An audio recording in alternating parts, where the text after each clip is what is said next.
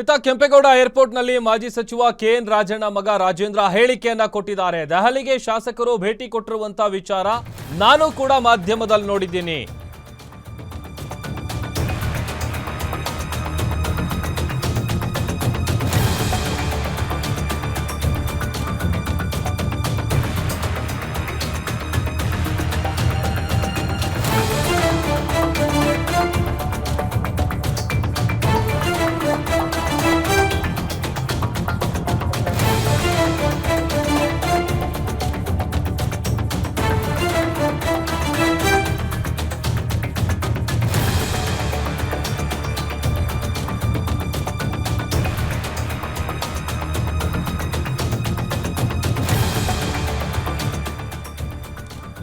ಇನ್ನು ಮುಖ್ಯಮಂತ್ರಿ ಬದಲಾವಣೆ ಪ್ರಸ್ತಾಪ ಕಾಣಿಸ್ತಾ ಇಲ್ಲ. ದೇವನಹಳ್ಳಿಯಲ್ಲಿ ಎಂಎಲ್ಸಿ ರಾಜೇಂದ್ರ ರಾಜಣ್ಣ ಅವರು ಕೊಟ್ಟಿರುವಂತ ಹೇಳಿಕೆ, ಹೈಕಮಾಂಡ್ ಏನ್ ಡಿಸೈಡ್ ಮಾಡುತ್ತೆ ಆ ನಿರ್ಧಾರಕ್ಕೆ ನಾವೆಲ್ಲರೂ ಬದ್ಧ. ನಮ್ಮ ತಂದೆಗೆ ಮಂತ್ರಿ ಸ್ಥಾನ ಸಿಗಲಿ ಅಂತ ಪ್ರಯತ್ನ ಪಡ್ತಾ ಇದ್ದೀವಿ. ಸಿಎಂ ಬಳಿ ತಮ್ಮ ತಂದೆಯೂ ಹಾಗೂ ನಾನು ಇಬ್ರು ಕೂಡ ಚರ್ಚೆ ಮಾಡಿದ್ದೀವಿ.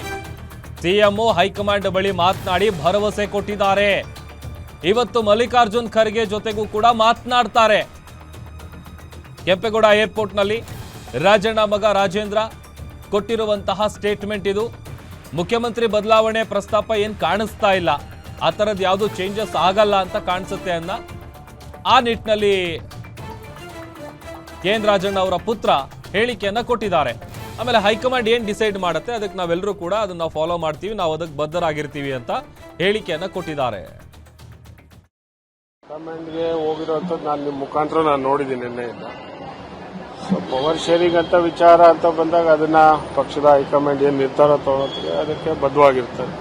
ಈಗ ಮುಖ್ಯಮಂತ್ರಿಗಳು ಅದನ್ನ ಸ್ಪಷ್ಟವಾಗಿ ಹೇಳಿದ್ದಾರೆ. ಇವತ್ತು ಮೈಸೂರಲ್ಲಿ ನಾನೇ 5 ವರ್ಷ ಇರ್ತೀನಿ ಅಂತಲೂ ಮುಖ್ಯಮಂತ್ರಿಗಳು ಸ್ಪಷ್ಟನೆ ಮಾಡಿರೋವಂಥದ್ದು. ಮತ್ತೆ ಈಗ ಬರುವಂಥ ಮಾರ್ಚಲ್ಲಿ ಬಜೆಟ್ ನಾನೇ ಓದ್ತೀನಿ ಅಂತ ಹೇಳಿದ್ದಾರೆ. ಸೊ ಅದರಿಂದ ಅಲ್ಲಿ ಮುಖ್ಯಮಂತ್ರಿ ಬದಲಾವಣೆ ಇರೋವಂಥದ್ದು ಎಲ್ಲೂ ಪ್ರಸ್ತಾಪ ಕಾಣ್ತಾ ಇಲ್ಲಪ್ಪ.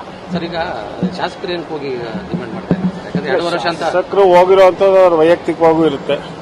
ಯಾರೋ ಶಾಸಕರುಗಳು ಹೋಗ್ತಾ ಇದ್ದಾರೆ ಅನ್ನೋವಂಥದ್ದನ್ನ ಅದು ಅವ್ರಿಗೆ ಕೇಳಬೇಕು.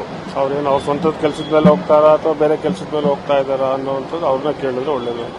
ಸರ್, ಈಗ ಪವರ್ ಶೇರಿಂಗ್ ಆಗಲಿ ಅಥವಾ ಸಚಿವ ಸಂಪುಟ ಪುನರಚನೆ ಆದರೂ ಕೂಡ ರಾಜಣ್ಣ ಅವರಿಗೆ ಸ್ಥಾನಮಾನ ಸಿಗಬಹುದಾ?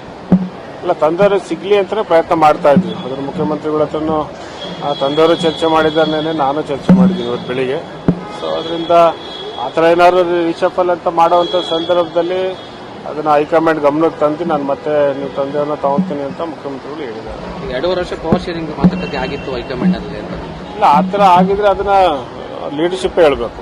ಆ ಥರ ಏನಾದ್ರು 2.5 ವರ್ಷ ಆಗಿದ್ರೆ ಅಂತ ಹೇಳಿದ್ರೆ ಅಲ್ಲಿ ಹೈಕಮಾಂಡ್ ಹೇಳಬೇಕು. ಸೊ ಆ ಥರ ಆಗಿದೆ ಅಂತ ನಾವೇನು ಅನ್ಕೊಂತಾ ಇಲ್ಲ. ಆದ್ರೂ ಹೈಕಮಾಂಡ್ ಅಲ್ಲಿ ಯಾಕೆ ಸರ್ ಇಷ್ಟು ಗೊಂದಲಗಳಾಗ್ತಾ ಇದ್ರು? ಏನು ಇನ್ನ ಒಂದು ಮಧ್ಯಪ್ರವೇಶ ಮಾಡಿ ಇದಕ್ಕೊಂದು ಅಂತ್ಯ ಆಗಲಿಲ್ಲ?